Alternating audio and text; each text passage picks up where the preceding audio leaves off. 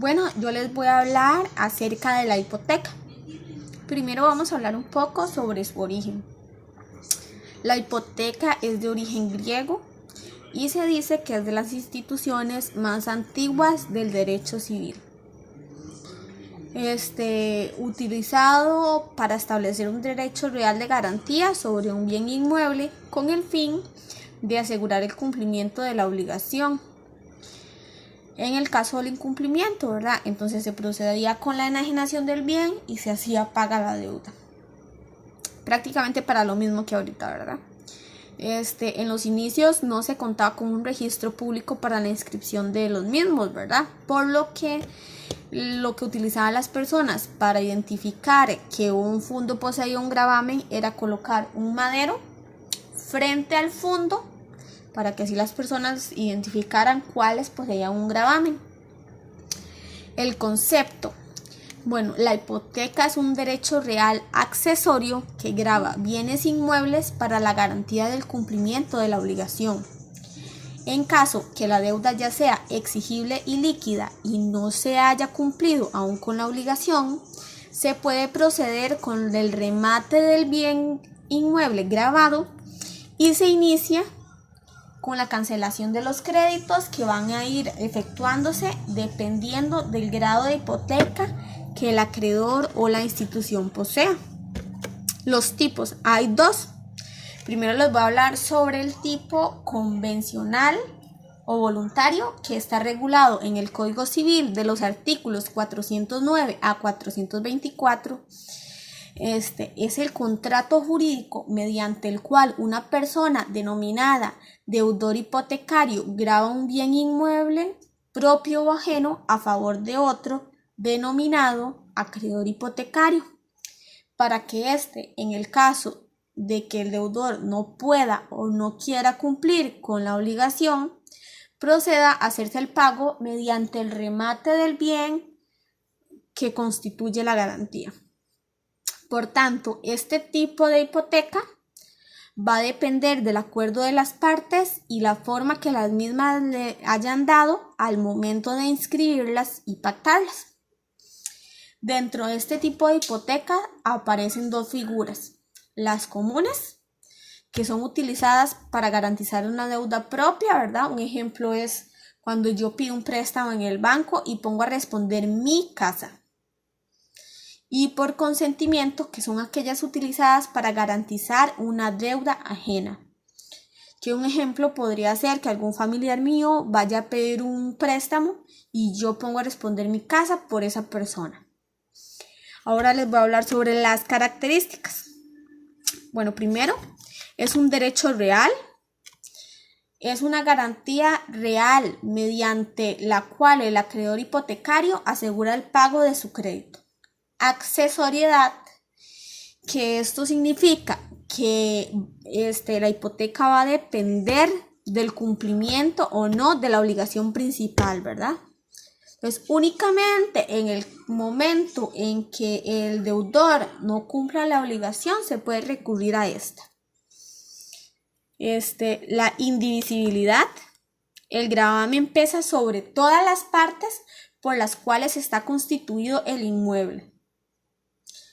Pero esto cabe destacar que es convencional, lo que significa que si el acreedor y el deudor convienen o llegan al acuerdo de que se segregue el fondo y que el gravamen únicamente pese sobre una parte, se puede hacer, ¿verdad? Derecho de persecución, que es el derecho que tiene el acreedor de que una vez vencido el plazo y la deuda esté líquida y el deudor aún no haya pagado, perseguir el bien que constituye la hipoteca, ¿verdad? Y recurrir al remate. Y el derecho de preferencia, que es el derecho que protege el privilegio que goza el acreedor para que al momento del remate se pague su crédito preferencialmente ante terceros y de grados inferiores, ¿verdad? Entonces, esto va a estar sujeto al grado de hipoteca que como acreedor yo posea y la fecha en que se inscribió el gravamen en el registro público. Ahora vamos a hablar sobre la hipoteca legal. Esta es la que no viene o no surge del contrato expreso entre deudor y acreedor, sino que nace de la ley. En este caso, ¿verdad? El Estado ejerce su potestad de imperio.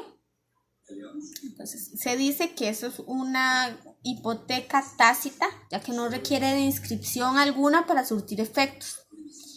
Por lo tanto, va a ser aquella que la ley crea una obligación a cargo de determinadas personas de constituir hipoteca para responder por el cumplimiento de un orden de obligaciones.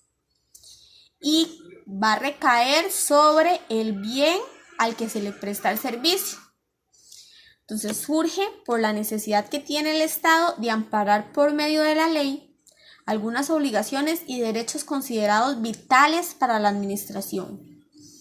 Entonces, algunos ejemplos que hay en Costa Rica son los provenientes de deudas por impuestos municipales y servicios de agua. Entonces, estos se van a considerar vitales, ¿verdad?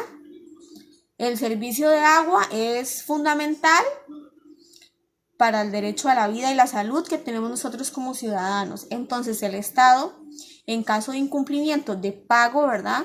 Porque obviamente el Estado necesita el pago del servicio que él nos está brindando para poder continuar brindándolo de la misma forma, ¿verdad? O de la mejor manera. Y si algún ciudadano incumple ese pago, entonces existe ese tipo de hipoteca para recurrir al pago. Las características están que es de origen legal, que ha sido prevista y autorizada por el legislador, ¿verdad? O sea, ya tiene que estar establecida en la ley. Excepcionalidad. Entonces, esto es una derogación al derecho común por razones determinadas, fundadas en motivos de utilidad pública, como lo es el suministro de agua, que es parte integral del derecho a la salud y la vida, ¿verdad? Lo que ya les había mencionado. Después está que es accesoria, ¿verdad? Que igual va a depender del incumplimiento de la obligación. Entonces no se puede recurrir a la hipoteca hasta el momento en que se recurra con el incumplimiento. Se recurra con el incumplimiento. Entonces, la morosidad tiene que haber sido acreditada por la institución respectiva para recurrir a la hipoteca. Y el privilegio, que eso es muy importante, ¿verdad? Es muy importante saber que la hipoteca legal va a pesar sobre cualquier otra hipoteca, no importa el grado que tenga. Entonces, dado el caso en que existieran más hipotecas en el mismo bien y inclusive hasta estuvieran grabadas y inscritas mucho tiempo antes, esto va a pesar sobre todas ellas. Hay un privilegio. La problemática de la hipoteca legal frente a la hipoteca convencional. Bueno, esta es muy clara y con lo que les mencioné anteriormente podemos ver un poquito de lo que es esta problemática, ¿verdad? Representa un peligro para los derechos adquiridos por terceros, ya que esto va a persistir aún sobre una hipoteca de primer grado e inscrita con anterioridad.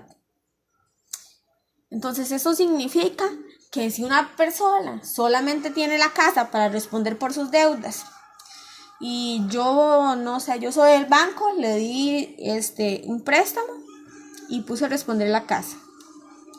Entonces, lastimosamente, la persona no ha pagado los impuestos municipales ya en muchos años, ¿verdad? Obviamente ahí precluyen algunos años, algunas etapas de cobro, pero entonces la municipalidad recurre al embargo del bien, ¿verdad? Y se hipoteca.